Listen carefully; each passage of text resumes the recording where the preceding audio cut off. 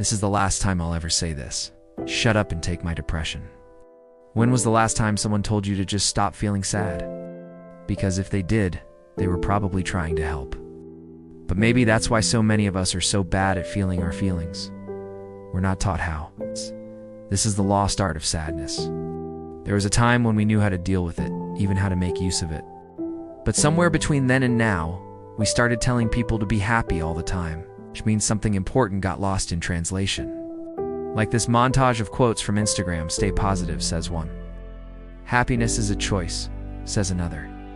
Then suddenly a glass falls to the floor and crashes.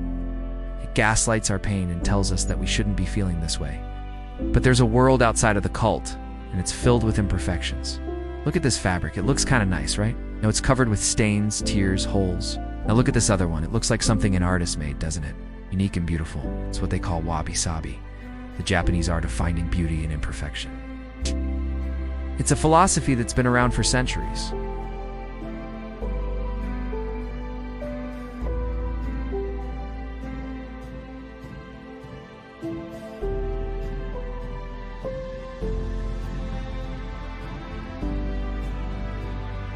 The words "be grateful" have replaced "stop being poor." And who wants to hear that their feelings are wrong? Not me. Love and loss. Loss is part of loving something or someone. It's the price we pay for caring. And I don't mean the Pinterest definition of beautiful. I mean real, raw, unfiltered beauty. I didn't know I was loved until I lost you. Well, that's the point. And the worst part is we don't even realize what we're missing. But if we learn how to feel our feelings, we can be whole again. There are people who want to help you. Don't be afraid to ask for help. Love and loss come as a package. Can't have one without the other. We're taught to ignore the second part, but we can't do that. We must accept both. Like a baby laughing, a couple fighting, a woman crying, an old man with wrinkles. These are all beautiful things. Life is full of them. And none of them can exist without the other. Light cannot exist without darkness. Happiness cannot exist without sadness. Can't avoid it forever. Pretending that we can makes us vulnerable to all sorts of mental health issues. Depression, anxiety. I'm not saying we should feel sad all the time. What I am saying is that we must make room for it. Allow ourselves to cry, to grieve, to be angry, to experience loss. It's the only way to be human.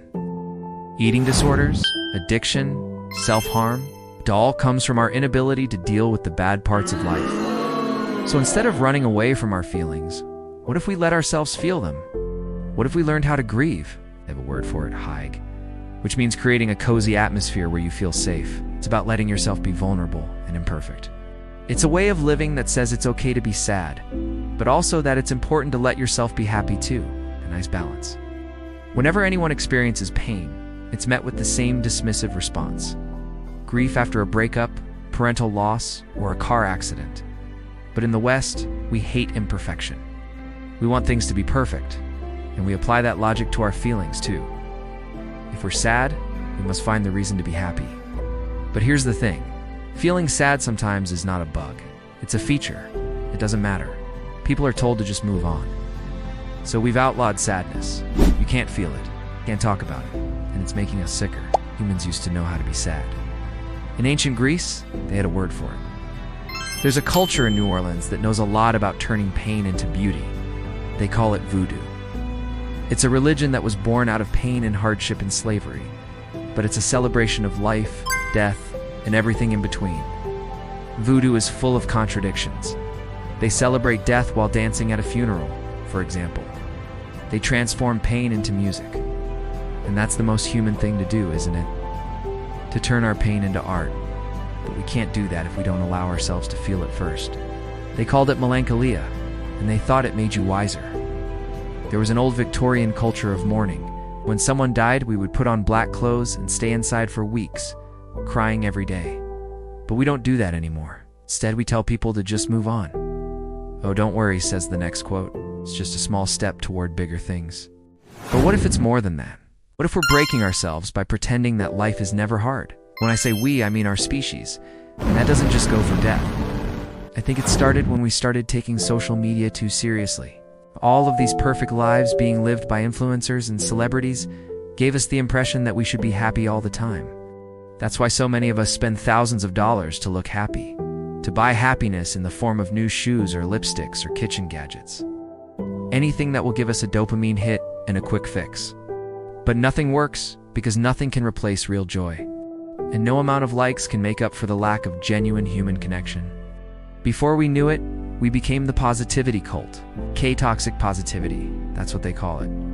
So we grew up thinking that we should always be happy, that happiness is the default setting, and anything less makes us defective. In Japan, they believe that everything has a beauty, even sadness. Why? Because our brains are always trying to make sense of things. Sometimes sense means understanding why we're feeling this way. Here's an example from a country that does it right, Denmark. But Haig is not the only example. You're good at it. You're good at turning your pain into art. Why do you think this song sounds sad? Life is full of contradictions. It's good and bad, light and dark, hot and cold. But here's the thing, life is also beautiful. How many times have you heard someone say, when we refuse to feel our feelings, we become incomplete. We deny our humanity. We lose the ability to connect with others. I'm not saying it's easy. If you're struggling with your mental health, please reach out to someone. There are people who care about you. Thank you for watching.